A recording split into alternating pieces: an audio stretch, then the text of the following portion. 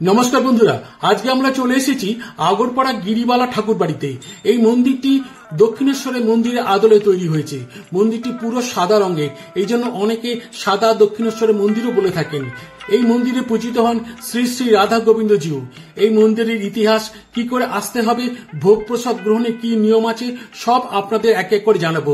তবে সেই জন্য পুরো ভিডিওটা আপনাদের ধৈর্য ধরে দেখতে হবে। তার আগে একটা অনুরোধ, আমার এই চ্যানেলটি একেবারে নতুন চ্যানেল, তাই আপনাদের কাছে একান্ত অনুরোধ, আপনারা এই চ্যানেলটিকে সাবস্ক্রাইব করে আমার পাশে থাকবেন এবং নতুন নতুন আকর্ষণীয় ভিডিও আপনাদের সামনে তুলে ধরতে উৎসাহিত করবেন। এই মন্দিরটির সাথে দক্ষিণেশ্বরের মন্দিরের বেশ কিছু মিল আছে। যেমন দক্ষিণেশ্বরের মন্দিরের মতোই এই মন্দিরটিও একেবারে গঙ্গার ধারে অবস্থিত। তবে গঙ্গার দৃশ্য পরে দেখাবো আপনাদের।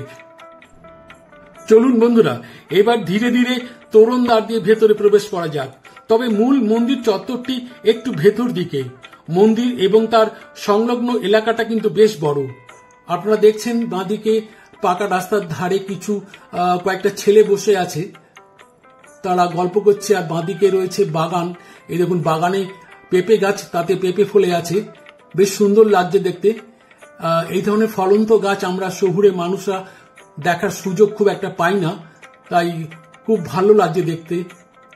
এবারে আপনাদের দেখাবো ডান দিকটা, যেখানে রয়েছে একটা খেলার মাঠ, সেখানে ছেলেরা খেলছে। এইদিকে গোলপোস্ট রয়েছে। আর দেখছেন পরিত্যক্ত একটা জীর্ণ হতশ্রী বাড়ি, যার ছাদ ফাটিয়ে গাছপালা, শূন্য ডালপালা মেলেছে, বিশাল ঝাঁকড়া গাছ, আর তার শেকড় মাটি অব্দি পৌঁছে গেছে। জানলা দরজার ফ্রেম পাল্লা সব খুলে নিয়ে গেছে। আপনাদের এলাকাটি ভালো করে দেখানোর চেষ্টা করছি। আপনারা দেখতে পাচ্ছেন বেশ বড় এরিয়া, এটা মন্দির সংলগ্ন এরিয়া, মন্দিরের বাইরের অংশটা। আর জীর্ণ বাড়িটি দেখছেন, এটার স্থাপত্য শৈলী কিন্তু খুবই নজর কাড়া। সামনে জোড়া জোড়া থাম রয়েছে, যেগুলো তখনকার দিনের অর্ধ গোলাকৃতি পাতলা পাতলা ইট দিয়ে তৈরি। থামগুলি শূন্যে মাথা তুলে দাঁড়িয়ে আছে। ওপরের ছাদ বহুদিন আগেই ধসে গেছে, মানে সেগুলো কড়িবর্গার ছাদ ছিল অবশ্যই। কাঠের ডিমের খানিকটা অংশ দৃশ্যমান। আপনারা দেখছেন বাড়ির মাথায় গাছপালার জঙ্গল, আর ভেতরেও জঙ্গল হয়ে আছে। আর থামের মাঝখানে ইটের দেয়াল তুলে ভেতরে অনুপ্রবেশ আটকানোর চেষ্টা করা হয়েছে। তার কারণ বাড়িটি খুবই বিপজ্জনক অবস্থায় রয়েছে। বাড়ির ভেতরে যদি কেউ ঢুকে পড়ে তাহলে তার একটা বিপদ ঘটে যেতে পারে। সেই জন্য এই বাড়ির দেয়ালে একটা সতর্ক বাণীও লেখা রয়েছে, একটা ফ্লেক্সের ব্যানারে, সেটা দেখাবো আপনাদের। ওই যে দূর থেকে দেখতে পাচ্ছেন ব্যানারটি, সামনে থেকে দেখাবো আপনাদের। তার আগে আপনারা দেখুন থামগুলো, দেখুন কি সুন্দর, তখনকার দিনের পাতলা পাতলা ইট দিয়ে তৈরি, বেশ উঁচু উঁচু থাম। কত চিন্তা ভাবনা করে এই বাড়িটি তৈরি করা হয়েছিল। এই যে দেখছেন সেই ফ্লেক্সের ব্যানারটা, যেটা আপনাদের বলছিলাম। এবারে পর্দায় আপনারা দেখতে পাচ্ছেন সাদা রঙের মন্দিরের প্রধান প্রবেশপথ বা তোরণদ্বার। তোরণদ্বারটি একটু ইউরোপীয় স্টাইলে নির্মিত। আর প্রবেশপথের বাঁদিকের দেয়ালে একটি ফলক রয়েছে, তাতে লেখা রয়েছে গিরিবালা দাসের শ্রী শ্রী রাধা গোবিন্দ কুঞ্জ 1318। আর ডান দিকের ফলকে লেখা রয়েছে ভোলাগিরি স্নেহনীর গিরিবালা ঠাকুর বাড়ি, আগরপাড়া, মহামণ্ডলেশ্বর শ্রীমৎ স্বামী শিবানন্দ গিরি মহারাজ কর্তৃক প্রতিষ্ঠিত। আপনারা দেখছেন। এইবারে আমরা মন্দিরের ভেতরে প্রবেশ করব। তার আগে মন্দিরের খিলানে যে কাজটা রয়েছে, থামে যে কাজটা রয়েছে, আপনারা দেখুন স্ট্যাকোর কাজ, খুব সুন্দর ফুল লতাপাতার কাজ রয়েছে। পেডিমেন্টটা দেখুন খানিকটা ভেঙে গেছে, কিন্তু তার সৌন্দর্য কিন্তু এখনো বেশ বোঝা যাচ্ছে। আর এবার আমরা মূল দরজা দিয়ে ভেতরে ঢুকবো মন্দিরের। আমরা ধীরে ধীরে ভেতরে ঢুকবো। ঢুকেই বাঁদিকে এবং ডান দিকে বসার জায়গা আছে। এটা অনেকটা দেউড়ি মতন। দূরে নাট মন্দির দেখতে পাচ্ছেন। বাঁদিকের দেয়ালে একটি তৈলচিত্র রয়েছে, এটা হয় বোধহয় খুব সম্ভবত শিবানন্দ গিরি মহারাজের প্রতিকৃতি। আর ডান দিকে রয়েছে শ্রীরামকৃষ্ণ দেবের প্রতিকৃতি। আর এই যে একটি ছবি রয়েছে, ফুল আর পাখি, সুন্দর ছবিটা। এবার আমরা আরো ভেতরে নাট মন্দিরের দিকে যাচ্ছি। তার আগে দেয়ালে একটা নোটিশ বোর্ড রয়েছে, সেটা আপনাদের দেখাবার চেষ্টা করছি। গিরিবালা ঠাকুর বাড়ির বাঁদিকেও একটা নোটিশ বোর্ড রয়েছে, সেখানে লেখা রয়েছে যে এই মন্দিরে ভোগ প্রসাদ নেবার জন্য আপনাদের একদিন আগে ফোন করে যোগাযোগ করে নিতে হবে। কিন্তু বন্ধুরা, আপনারা যদি সংখ্যায় 2-1 হন তাহলে কিন্তু দিনে দিনে এসে ভোগ প্রসাদ পেয়ে যেতে পারেন। তবে সংখ্যায় যদি বেশি হয় তাহলে কিন্তু আগে থেকে যোগাযোগ করে নিতে হবে। এই যে বোর্ডটি দেখছেন, এটা কিন্তু গিরিবালা ঠাকুরবাড়ির মন্দিরের ইতিহাস এখানে লেখা রয়েছে। আর গিরিবালা দাসীর পরিবারের বংশলতিকা রয়েছে এখানে। আপনারা যারা মন্দিরে আসবেন তারা যদি এই বোর্ডের লেখাটা পড়েন তাহলে এই ইতিহাস সম্পর্কে, এই মন্দিরের ইতিহাস সম্পর্কে আপনারা অনেক কিছু জানতে পারবেন। আমরা এবার নাট মন্দির দিকে এগোচ্ছি। দেখতে পাচ্ছেন মেঝেতে আলপনার আঁকা রয়েছে। আর সুন্দর এই নাট মন্দিরটি, জোড়া জোড়া সারি সারি থাম, তার উপরে দাঁড়িয়ে আছে নাট মন্দিরটি। আর পেডিমেন্টটা দেখছেন, এখানে কিন্তু একটু ইউরোপীয় স্টাইলের ছাপ রয়েছে। আর বিমে রয়েছে ফুলের নকশা। থামের ওপরেও বা মাথায় রয়েছে কিন্তু চুনসুকির কাজ, যেগুলো ক্যামেরায় কতটা আসছে আমি বুঝতে পারছি না, কিন্তু সামনে এলে দেখতে কিন্তু খুব ভালো লাগবে। আপনাদের এই দূরে কিন্তু শিব মন্দির দেখতে পাচ্ছেন, আটচালা শৈলী, সেগুলো পরে দেখাবো আপনাদের এক এক করে। আপনাদের নাট মন্দিরটা দেখাবার চেষ্টা করছি আর সামনের চত্বরটা আপনাদের দেখাবার চেষ্টা করছি। এই যে আলপনা আঁকা রয়েছে দেখতে পাচ্ছেন। আর এই যে বাঁদিকে রয়েছে দ্বিতল বিশিষ্ট একটি নহবতখানা। একটা সময় যখন মন্দিরে নানা অনুষ্ঠান হতো তখন এই নহবতখানায় সানাই বেজে উঠত আর সানাইয়ের সুর ভেসে বেড়াতো এই মন্দিরের চত্বরে বাতাসে। এই মন্দিরটি তৈরি হয়েছিল 1318 সালে 18 জ্যৈষ্ঠ, ইংরেজি 1911 সালের 1 জুন। মন্দিরটি তৈরি করেছিলেন গিরিবালা দাসী, যিনি ছিলেন রানী রাসমণি বড় মেয়ে পদ্মরানীর নাতবউ। তিনি তার স্বামী গোপালচন্দ্র দাস ও তার 3 পুত্রের স্মৃতিতে এই মন্দিরটি নির্মাণ করেছিলেন। মন্দিরটি নির্মাণের দায়িত্বে ছিলেন গগনচন্দ্র বিশ্বাস ও SM ঘোষ অ্যান্ড কোম্পানি। মন্দিরটি অনেকটা দক্ষিণেশ্বরের মন্দিরের আদলে তৈরি করা হয়েছে। মন্দিরটি বাংলা মন্দিরের স্থাপত্যশৈলীর রীতিতে বানানো পঞ্চরত্ন মন্দির, কারণ মন্দিরের মাথায় 5টি রত্ন বা চূড়া রয়েছে। মন্দিরটি প্রায় 5 ফুট উঁচু ভিতের উপর অবস্থিত, ত্রিখিলানযুক্ত। মন্দিরটি দক্ষিণমুখী, মাটি থেকে ধাপে ধাপে সিঁড়ি বেয়ে ওপরে উঠতে হয়। সিঁড়িটিও দেখবার মতন, নিচের দিকটা দুপাশে ছড়ানো। সিঁড়ির দুপাশে রয়েছে 2টি নাতি উঁচু স্তম্ভ, তার উপরে 2টো দণ্ডায়মান নারী মূর্তি রয়েছে। তাদের পরনের পোশাক ও চুলের খোপা লক্ষণীয়। মূর্তিটির মধ্যে একটি ইউরোপীয় শিল্পরীতির ছাপ রয়েছে। তাদের উঁচু করা একটি হাতে রয়েছে সুদৃশ্য বাতিদান।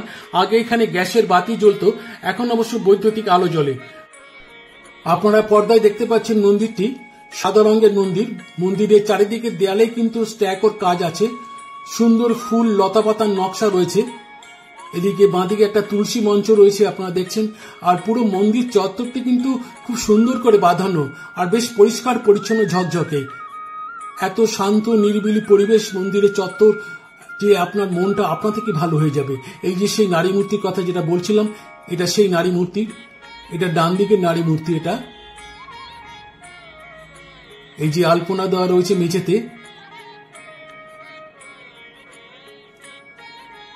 এইবার আমরা ধীরে ধীরে মন্দিরের ভেতরে প্রবেশ করব। এই যে সিঁড়ি রয়েছে, এই যে ত্রিখিলান সামনে রয়েছে আপনারা দেখছেন।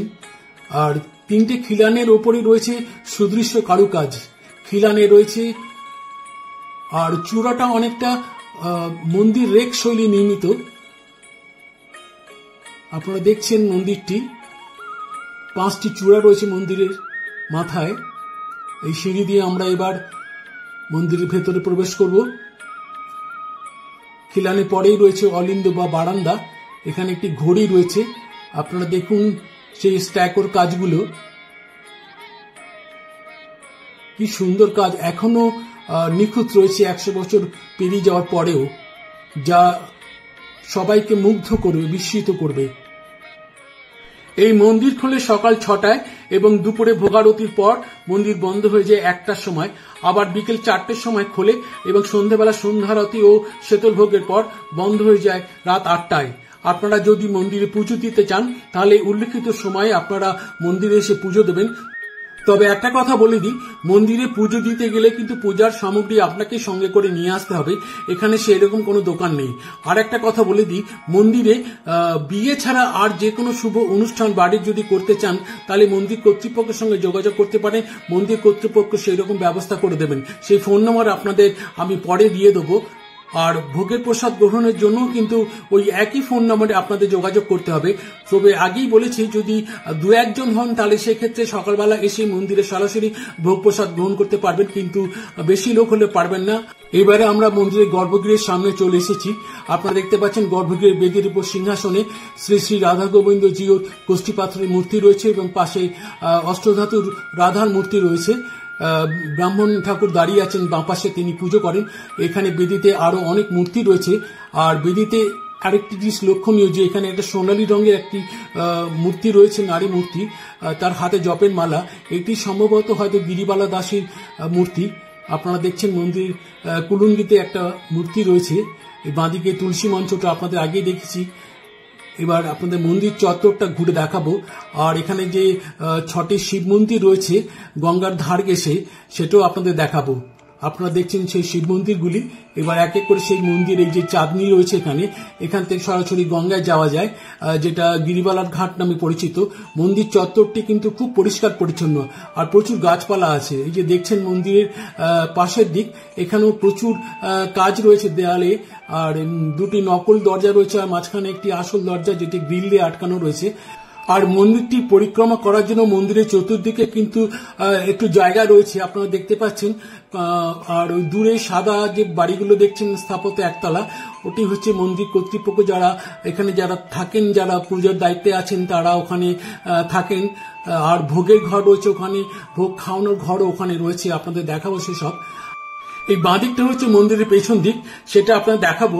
তার আগে মন্দিরের ডান দিকটা আপনাদের দেখাই, যে এখানে দেখতে পাচ্ছেন বেশ খানিকটা জায়গা নিয়ে মন্দিরটি অবস্থিত, বেশ পরিষ্কার পরিচ্ছন্ন। নাট মন্দির রয়েছে, তার চারপাশে অনেক খোলামেলা জায়গা রয়েছে, প্রচুর গাছপালাও রয়েছে, সেখানে ফুল ও ফলের গাছ রয়েছে। আপনাদের দেখাবো সেসব, দেখাচ্ছিও এক এক করে সেগুলো। এটা হচ্ছে মন্দিরের পেছন দিকটা একদম। এখানে 3টি দেয়ালি নকল দরজা রয়েছে, আর রয়েছে মন্দিরের সেই দেয়ালে কারুকাজ, আর কিছু সংস্কার হয়েছে, সেগুলো দেখতেই পাচ্ছেন। এটা হচ্ছে মন্দিরের বাঁ দিকটা, দেখতে পাচ্ছেন গাছ রয়েছে এখানে। আমরা মন্দিরের পেছন দিকে দাঁড়িয়ে আছি। দূরে চাঁদনি দেখা যাচ্ছে আর শিব মন্দিরগুলো দেখা যাচ্ছে, সেগুলো আপনাদের দেখাবো পরে। দেখুন মন্দিরের পেছনে অনেকটা খোলামেলা জায়গা রয়েছে, যেখানে কিছু গাছপালাও রয়েছে, কিছু ঘর রয়েছে এখানে, সেগুলো হয়তো মন্দির কর্তৃপক্ষ ব্যবহার করে নানা কারণে। মন্দিরের পেছন দিকটা আপনাদের দেখাবার চেষ্টা করছি।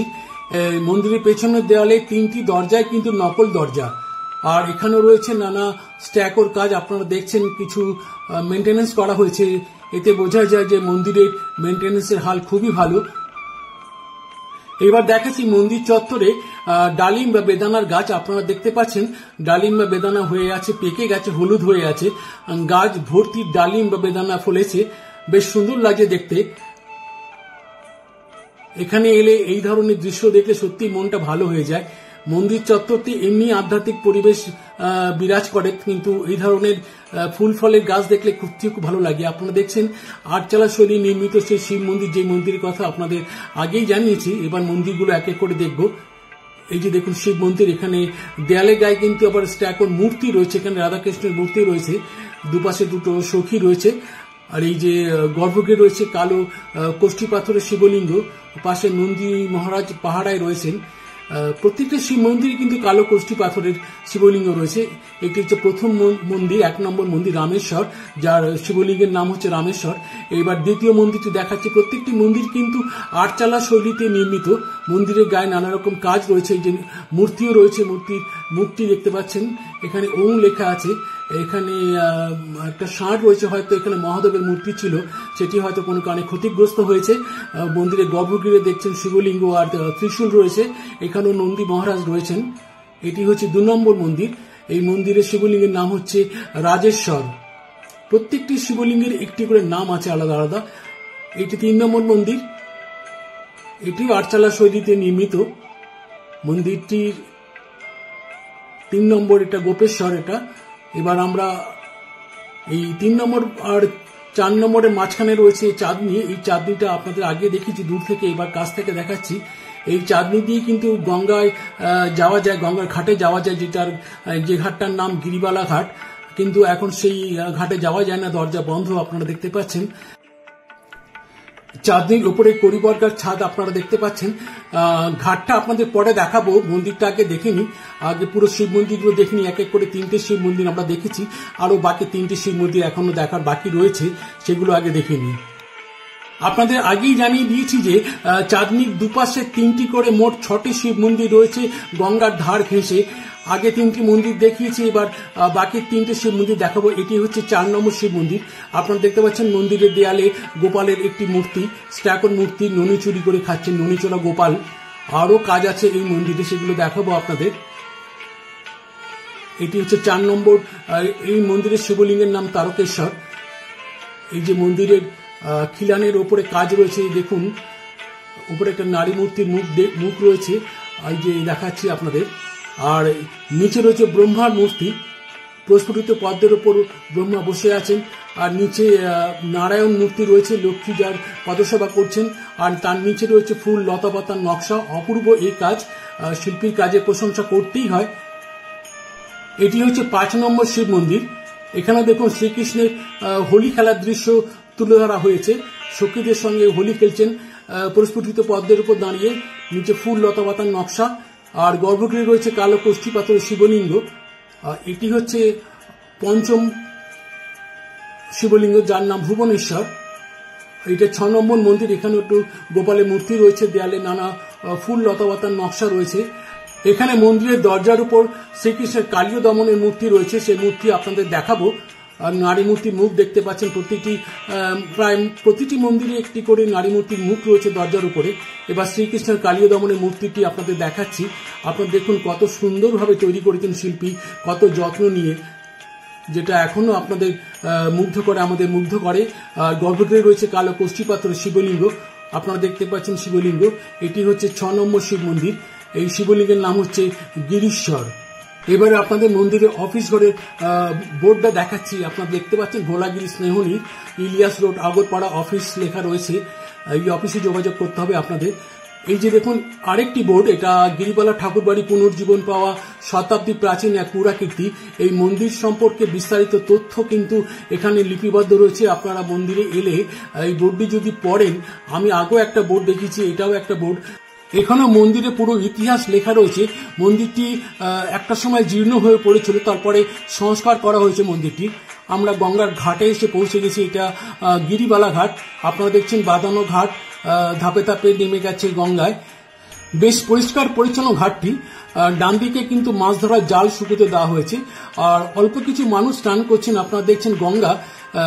এই গঙ্গা দেখলেই কিন্তু আমাদের মনটা ভালো হয়ে যায়। মানে আমরা যারা শহুরে মানুষ, যারা আমরা গঙ্গা থেকে দূরে থাকি, চট করে গঙ্গার দেখা পাই না, আমরা গঙ্গা দেখলে কেমন যেন একটা আবেগে আপ্লুত হয়ে যাই।